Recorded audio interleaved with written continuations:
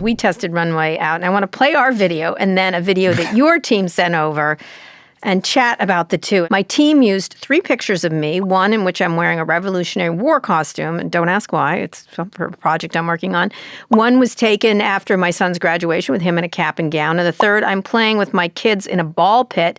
We prompted Runway to combine them into one image, and then we took the image and turned it into a short video. Let's look at it. Prompt: generate a realistic image of Kara Swisher.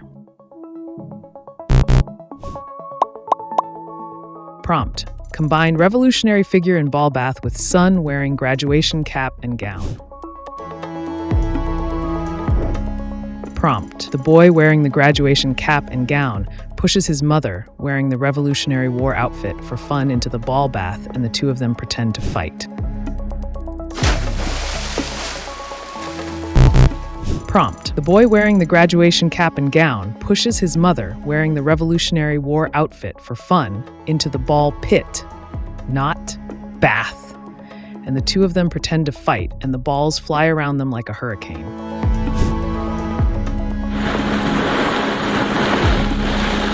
Runway did not know what I look like. Obviously, my son and I are falling back into the ball pit. That looked kind of cool. I kind of look like a man, and he looks almost feminine. Explain what it did well there and what it struggled with and why. Yeah, so I guess besides it seems we like suck. But anyway, go ahead. No, look, I think this is a great example of what we were articulating before, which is it's a tool, and like using a tool requires you to understand how it works and what it does and it can do. And if you're new to it, you're probably gonna not be good for the first times. It's gonna take time for you to understand how it works. And I think part of what we're trying to like showcase, and hopefully we can see the video that we made, is if you spend the right amount of time with the tools themselves, you can make great content. If you just come and type your name and it doesn't make the thing that you want, that's probably not only because like it's probably because like you need a bit more time understanding how to get to where you need to go. So what went wrong there? What did we not do right? Why does he look like a lady and I look like a man suddenly?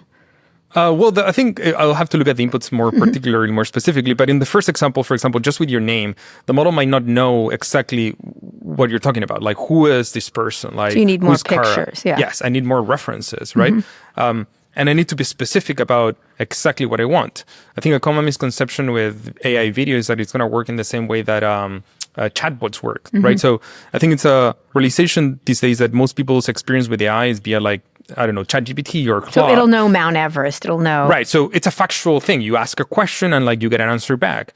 But the thing is in art, in video, there's no concrete answer. Like when you tell me, I want to see a picture or I want to see a scene of me jumping through a building, like what you have in your head, it's very different from what I imagine in my head.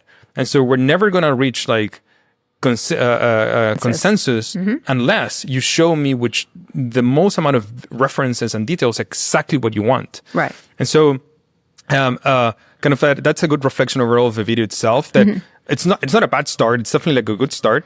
But it requires you to now understand that you might need to go deeper. Maybe a close-up of your face might be better than like a medium shot, because there's a lot of things in the image that are going to get lost. Right. Maybe you want something that might require you to like split the images into 4 parts first and then combine them together. So it's a little like more complex. So it's a little more complex than, say, a chat. But people are used to the chatbot having the relatively correct answer. It's getting more correct than ever, I guess.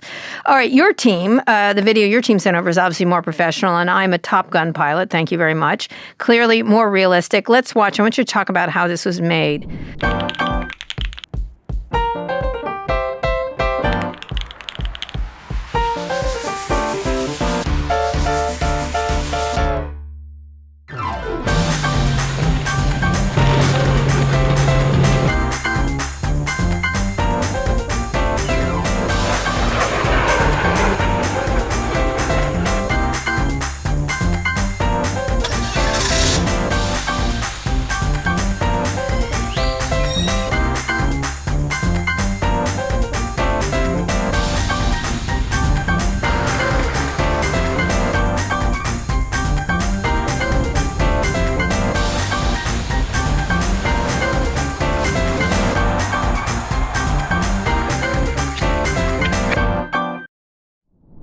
So a couple of things, a lot of challenges, getting the movement right. The face is different in every scene, which is interesting. My glasses, I'm completely wrong. Talk about the making of this and how long it took and the biggest challenges for next. It's also highly entertaining and well done. It's not that, it's pretty good. It's actually very good. So talk a little bit about that.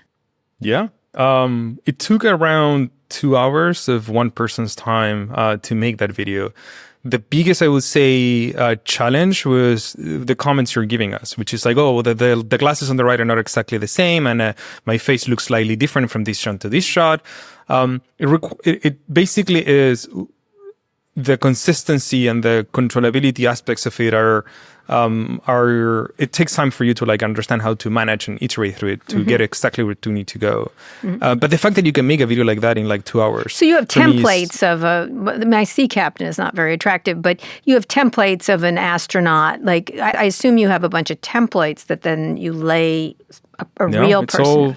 It's all generated. No, it's all generated. Okay. Yeah, it's all generated from scratch. Right. Those videos don't exist. None of those sequences have ever been created before. We're just customizing and creating them for you. Right. And so you can think about it as it's an infinite amount of like things, combinations, and videos that you can make, and with the right inputs and with the right like experience, you can make again things like that in 2 hours or so. And of course, if we spend way more time, we can make it even better.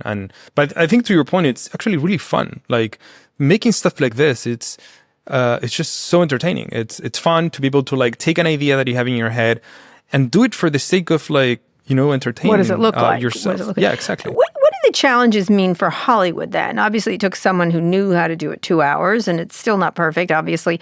But what do the challenges mean for Hollywood then? Training people to use this, again, setting the expectations in the right way. I always mention this to people that think about this as a new camera, right? And what was the last film you watched? Oh, Superman.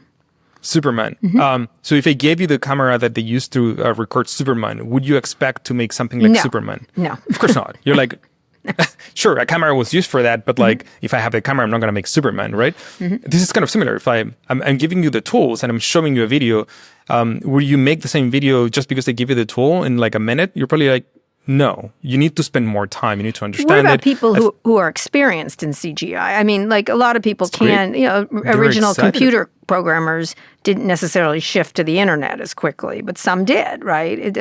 Or new people came along and had a different 100%. Yeah, that's kind of the point. For a lot of like CGI and visual effects artists, this is amazing. Like you're gonna be able to do things that used to be very hard and expensive, and they used to suddenly Adobe, for example. That software is like, there's software that people use that it's like 20 years old. And so I always joke with people in the VFX and CGI community that this is a way for them to get a weekend off. Because if you're working a production cycle, you're probably getting a lot of notes on the weekend and you're iterating and cranking through every aspect of everything you got. And imagine a system that allows you to do those iterations faster. Like, great, you can go on a weekend now. Right. You're gonna have time off. And it's true. There's gonna be parts of that. I think they're worried about total time off, but go ahead. Well, that's my point. I think there's parts of it that will definitely tasks that will go away. Like there are things that just might not need people full-time dedicated for that. But to your point, I think it also opens the door for many other people to discover an entirely new task and entirely new jobs. I think it's a consistent pattern in technology and art and filmmaking that technology allows you to do just a bunch of new things you never thought of. That's the technologist's argument.